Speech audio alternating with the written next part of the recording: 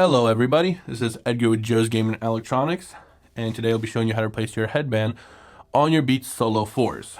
First, you want to find out what model your headphones are. You know, maybe you bought off eBay or something. Best way to tell is the hinges on the Solo 4s do not have any writing on them other than this little 4. The Solo 2s and Solo 3s will have wireless on one side and Solo on the other side. If you do not have that, you most likely have a Solo 4. The tools you need for this, quite simple: Phillips 2.0, a prying tool, and if you would like, if this is your first repair, you might need a flathead. You'll see in the video why the flathead's needed. It's just easier to get the rubber off the headband cushion out of the hinge place because it's glued down. But that is the tools you'll need, and they'll be in the description. Oh, can't forget as well, this tape. This is only for if your headband cushion, let's just say you've used your headphones for years and it's starting to come out of place or hair popping out because of, you know, sweat and whatever else. You need this tape to retape it so it holds strong and does not pop out of place. First, we'll start off with getting the screws out. Go one side at a time. Use your flathead or your prying tool. Pry this open a little bit, the rubber like that. Once you can see the screws, grab your Phillips 2.0 and unscrew. I will say, sometimes I don't know why these screws are difficult to pull out. So if you're having trouble, like if you try to unscrew and the screw doesn't want to, you're gonna have to pry back the rubber like this.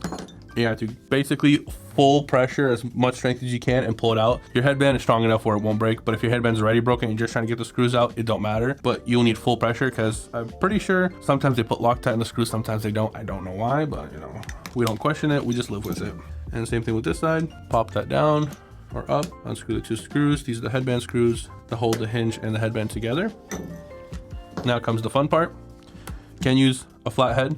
I will show you guys how to use the flathead. You could also use this prying tool, but you want to get in the creases like this and pop the clip of the headband cushion up. Don't want to put too much pressure, just enough you can hear. I can see if I can get that clip. If you hear that clipping, that means it's out of position, which is good on both sides. And I only go one side at a time, so I'll go halfway or about halfway like that, not all the way, just because you're going to tear the rubber. And since the main wire is there, you can't pull this off all the way without tearing your main wire. That's where the flathead or the prying tool gets in handy. You want to go in here and slowly peel this back. Be very careful what I just did. I could have torn the rubber, but luckily I did not. Boom. Pop one side, flip it over, go to the other side, be very careful, just like that. But it looked like on the Solo 4s, they used good glue that does not rip the rubber and is impossible to pull off. They used probably not super glue, and it came off way easier than a Solo 3. Once you're in this position, you pull the side like this, grab your rubber and get your fingernail in there or something, pull up one side, then go to the other side, pull that up, that clicking, that means it's coming off. And you just want to do that both sides until you get all the way done. You don't want to pull one side too far and not the other side. You will break the clips that hold the cushion on.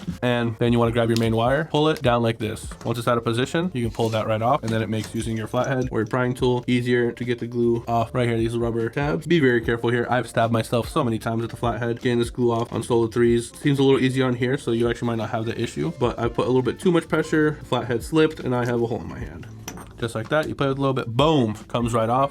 And then if you want to check how good your headband cushion is, put some pressure. See, one side's coming off, one side's not. That's still really good compared to most Solo 4s and Solo 3s I've worked on. The headband cushions usually, you just put pressure, like squeeze it down, and it comes right off the side. This one's good. Throw away your old broken headband, grab your new one. For video purposes, this is the same one because it's not broken. So here's the issue on Solo 3s and Solo 4s. You can tell what side is what because they'll have beats on top, and B is always the left side. On these ones, they do not have indication of what is what side. So from what I know, left and right, you can grab the headphones and you can see they have a little curvature to them. They curve a little bit this way. So you grab your headband and you notice how when I look straight down, straight down right here, curves a little bit that way. So you know this would be left side because when you put them on like this, it fits perfectly. If I put this the wrong way, you can see it's not fitting all the way and it's curving the wrong way. It's hard to tell just because they don't have that Beats logo on there. So it's a little difficult, but if you got it the right way, it should pop right into place like that. Also, before you do this, I totally forgot to explain.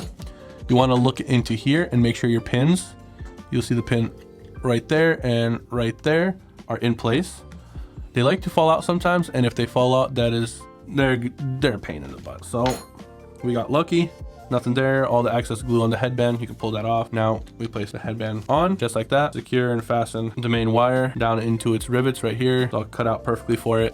Now here's two ways of doing the headband cushion. With my own headphones, just because I don't like to, the way we put it on is a little annoying. You got to get these little holes in the rubber into the pins of the hinge to hold it down better, but I've never seen a difference. So I usually just cut this off, cut those holes off and just put it on, and mine has worked perfectly without them. But for the purpose of the video, I'm gonna show you how to correctly do it. So you will slightly pull up one side. You'll grab your headband rubber.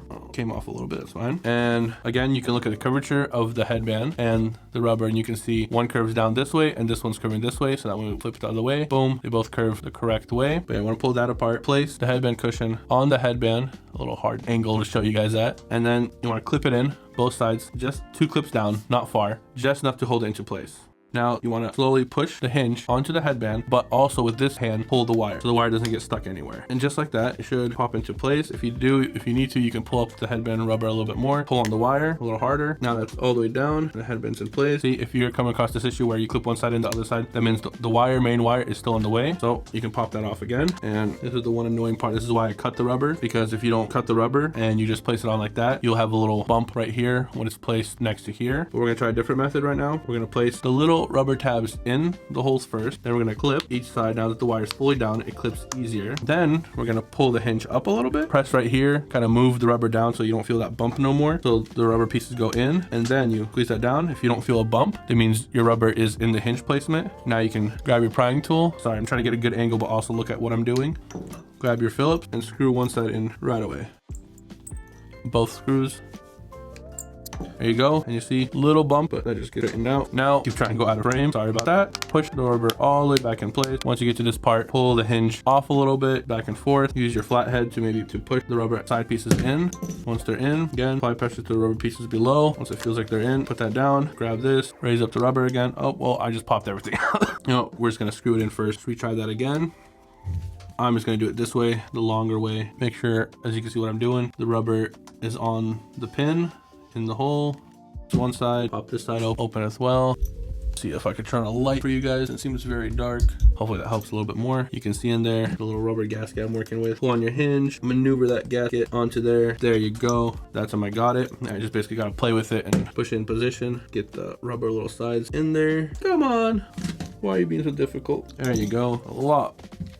Way more difficult than it should have been. Now you pry open the rubber again, just like that, trying to get a good angle. Get that screwed in. Once that's screwed in, boom, you have completed the repairs of your headband.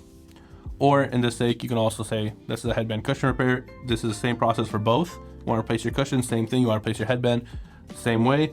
And for extra security, if you would like, you can grab some kind of glue.